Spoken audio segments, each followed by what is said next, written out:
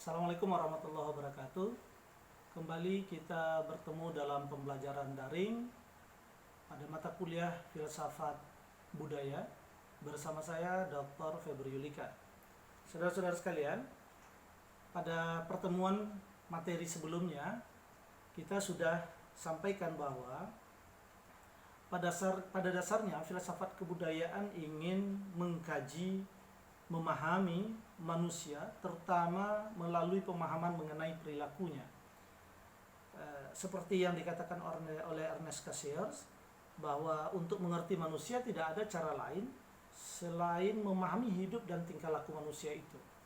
Nah, manusia sebagai makhluk berbudaya, sebagai makhluk budaya, memiliki akal, memiliki budi, memiliki daya untuk membuahkan suatu gagasan dan karya, baik itu berupa seni, moral, hukum, kepercayaan yang terus dilakukan dan pada akhirnya membentuk suatu kebiasaan atau iadat istiadat, dan itu diakumulasikan dan ditransmisikan secara sosial atau kemasyarakatan. Saya pernah menyampaikan bahwa ada 10 tesis utama tentang manusia. Nah, dari 10 tesis utama tentang manusia itu kemudian kita coba lanjutkan pada materi sekarang untuk melihat berapa jauh peranan manusia itu dalam kebudayaan dan bagaimana nanti manusia itu kemudian mengembangkan kebudayaannya. Saudara-saudara sekalian, salah satu hal yang diperhatikan oleh para antropolog dalam penelitian antropologi adalah perbedaan dan persamaan makhluk yang bernama manusia dengan makhluk yang bukan manusia.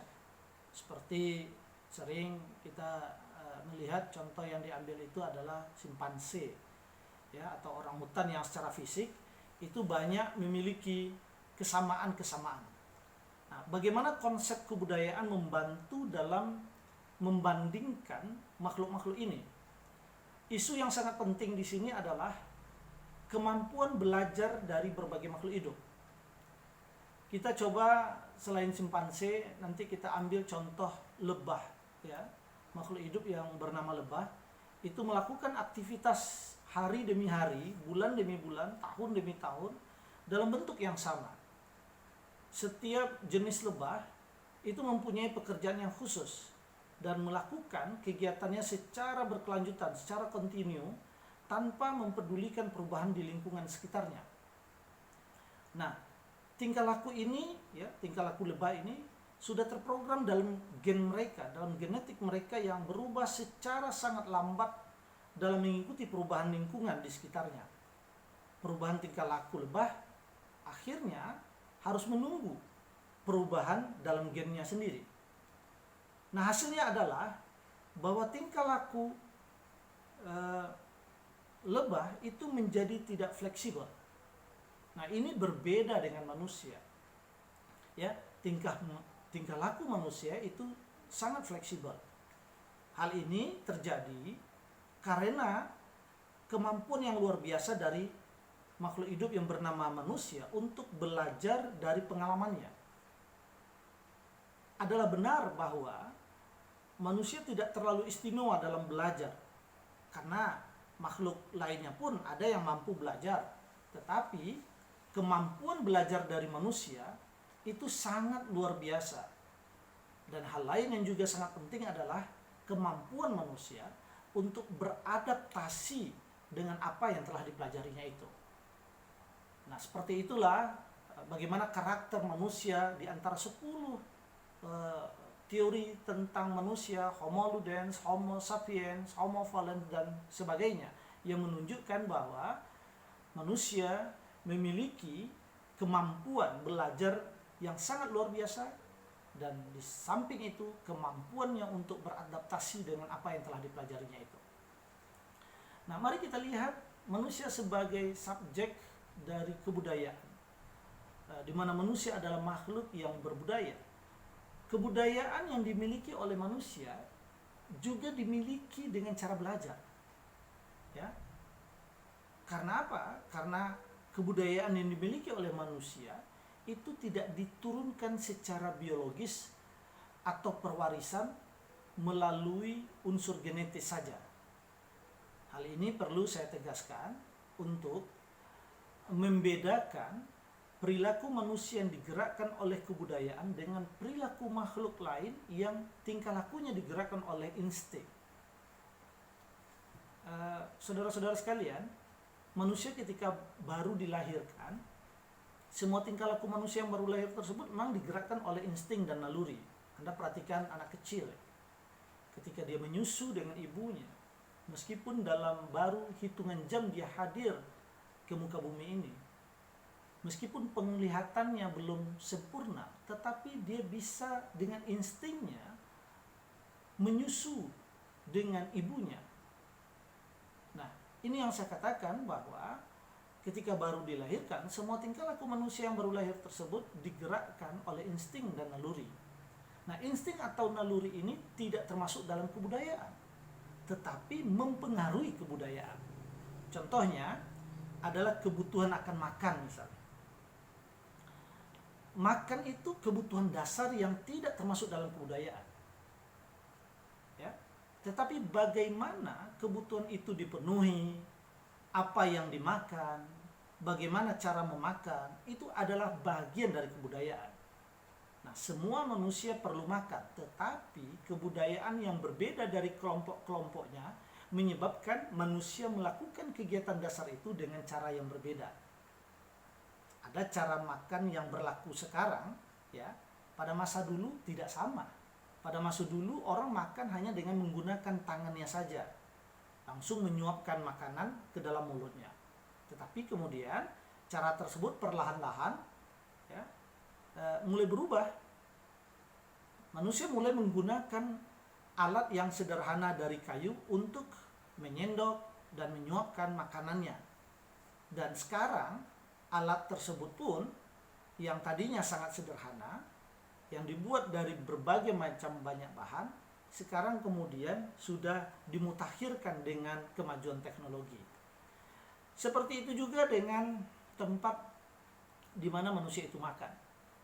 Dulu manusia makan di sembarang tempat, tetapi sekarang ada tempat-tempat khusus di mana makanan itu dimakan.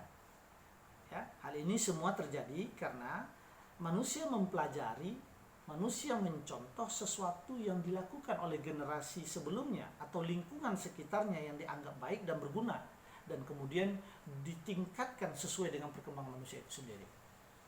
Nah, bahkan kalau kita bicara budaya populer, saudara-saudara sekalian, orang tidak lagi berbicara tentang jenis makanan yang dimakan, tidak lagi tentang persoalan tempat, tetapi kemudian tempat itu akan membentuk suasana makan. Nah, ini kebudayaan yang kemudian terlepas plus minusnya itu dari sisi lain bisa kita perdebatkan. Sebaliknya, kelakuan yang didorong oleh insting tidak dipelajari.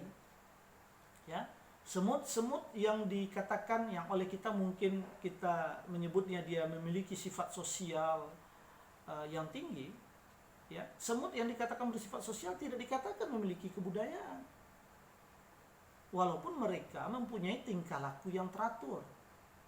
Ya, kalau Anda perhatikan, semut membagi pekerjaannya, membuat sarang dan mempunyai pasukan penyerbu yang semuanya itu dilakukan tanpa pernah diajari dan tanpa pernah meniru dari semut yang lain. Nah, pola kelakuan seperti ini yang kemudian disebut diwarisi secara genetik. Ini tentu berbeda dengan pola yang kita sebutkan yang ada di manusia tadi. Nah, ini menunjukkan betapa manusia itu memang sebagai makhluk yang berbudaya. Nah, kita lanjutkan saudara-saudara sekalian, bahwa keterbatasan kemampuan naluri manusia cenderung diimbangi dengan kemampuan lain yang diperoleh melalui proses belajar. Makanya kemudian kebudayaan itu diperoleh melalui proses belajar. Kebudayaan bukan sesuatu hal yang turun-temurun secara genetik. Ya, kemampuan belajar ini dimungkinkan oleh berkembangnya tingkat intelijensi, cara berpikir, cara manusia menangkap simbol-simbol dalam kehidupannya. Makanya salah satu karakter dari manusia yang berbudaya itu adalah animal rasional dan juga sekaligus animal simbolikum. Nah, pewarisan kebudayaan itu tidak hanya secara vertikal, ya. Pewarisan kebudayaan juga dilakukan secara horizontal, di mana manusia yang satu dapat belajar kebudayaan dari manusia yang lainnya. Pewarisan yang saya maksudkan di situ adalah pembelajaran, ya, mohon maaf, pembelajaran, ya, karena kebudayaan diperoleh melalui proses belajar. Nah, berbagai pengalaman manusia dalam rangka kebudayaannya akan diteruskan kepada generasi berikutnya, atau dapat pula dikomunikasikan kepada individu lainnya karena ia dapat mengembangkan gagasan-gagasannya dalam bentuk lambang-lambang vokal berupa bahasa, serta dikomunikasikan dengan orang lain melalui kepandaian berbicara, kepandaian menulis, dan seterusnya. Nah, inilah yang kemudian paling tidak menurut para antropolog dalam tataran filosofisnya, maka ada 3 proses belajar kebudayaan yang penting harus kita maknai secara filosofis. Pertama, internalisasi, ya, di mana ini proses belajar kebudayaan dari lahir sampai mati dalam kaitannya dengan pengembangan perasaan, hasrat, emosi dalam rangka pembentukan kepribadian. Yang kedua, sosialisasi. Nah, ini berkaitan dengan hakikat manusia sebagai makhluk sosial, homo socius, di mana setiap individu belajar pola-pola tindakan agar dapat mengembangkan hubungan dengan individu-individu lain di sekitarnya. Dan yang terakhir, enkulturasi atau pembudayaan, yang merupakan proses belajar kebudayaan di mana seseorang harus mempelajari dan menyesuaikan sikap dan alam berpikirnya dengan sistem norma yang ada dalam masyarakatnya. Saudara-saudara sekalian, kembali kita pada poin yang tadi, saya mengingatkan bahwa kebudayaan tidaklah diwariskan secara genetis, melainkan diperoleh individu-individu melalui proses belajar baik di lingkungan keluarga maupun masyarakatnya. Sejak kecil, ya, seseorang dididik atau diajar untuk mentaati nilai-nilai, untuk mentaati norma-norma, aturan-aturan, adat istiadat, atau cara-cara hidup yang berlaku dalam lingkungan keluarga dan masyarakatnya. Oleh karenanya amat sedikit tindakan manusia dalam rangka kehidupan bermasyarakat yang diperolehnya tanpa melalui proses belajar. Artinya amat sedikit tindakan manusia dalam kehidupan bermasyarakat yang itu kemudian dilakukan atas dasar nilai naluriah atau secara refleks. Nah, sejalan dengan perkembangan peradaban manusia yang kian maju, berbagai tindakan manusia yang bersifat naluriah seperti makan, minum, dan berjalan itu juga ditata, itu juga diberi aturan-aturan sehingga menjadi tindakan yang berbudaya.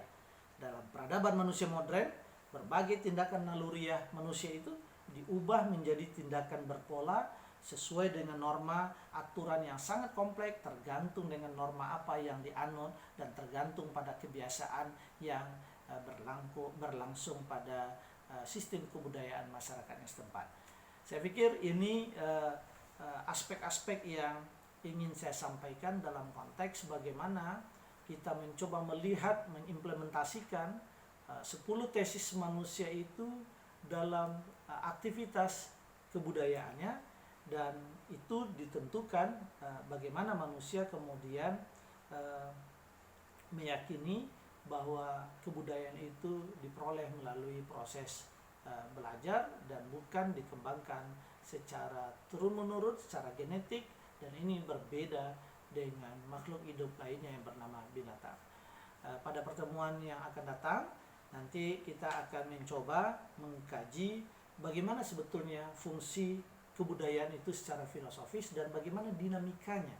Nah, tentu tetap setia dengan channel ini bersama saya Dr. Febri Yulika. Terima kasih. Assalamualaikum warahmatullahi wabarakatuh.